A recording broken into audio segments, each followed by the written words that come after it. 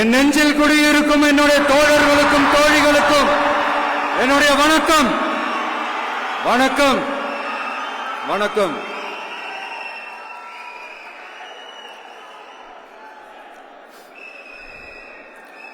கதறல் சத்தம்லாம் எப்படி இருக்கு?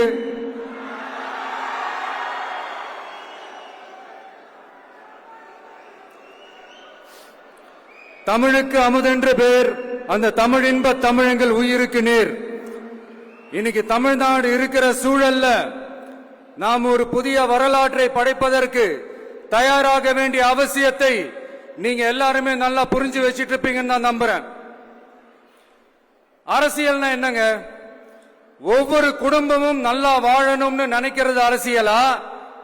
இல்ல ஒரே ஒரு குடும்பம் மட்டும்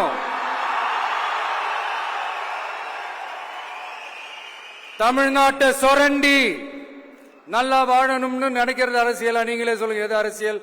எல்லாருக்கும் நல்லது நடக்கிறது தானே அரசியல். அதுதான் நம்ம அரசியலும். காட்சிக்கு திராவிடம், ஆட்சிக்கு திராவிட மாடல்னு தினம் தினம் மக்கள் பிரச்சனைகளை மடைமாற்றி மக்கள் விரோத ஆட்சியை மன்னராட்சி போன்று நடத்துற இவங்க நமக்கு எதிராக இவங்க பண்ற செயல்கள் ஒன்னா ரெண்டாங்க. மாநாட்டில் ஆரம்பிச்சதுங்க.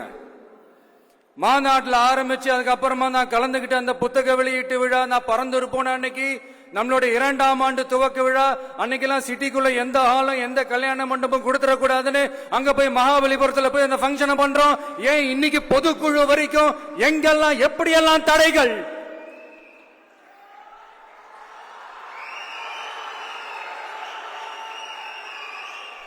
ஆனா அத்தனை தடைகளையும் தாண்டி நம்மளுடைய தோழர்கள் சந்திப்பு நிகழ்ச்சிகள், மக்கள் சந்திப்பு நிகழ்ச்சிகள் தொடர்ந்து நடந்துகிட்டு தான் இருக்கும். அது தொடர்ந்து நடக்கும்.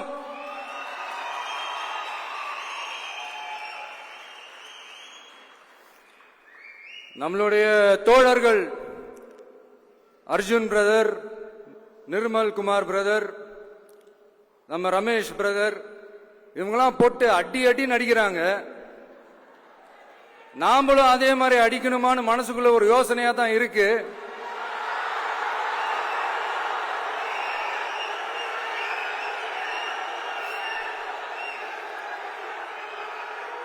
ரைட்.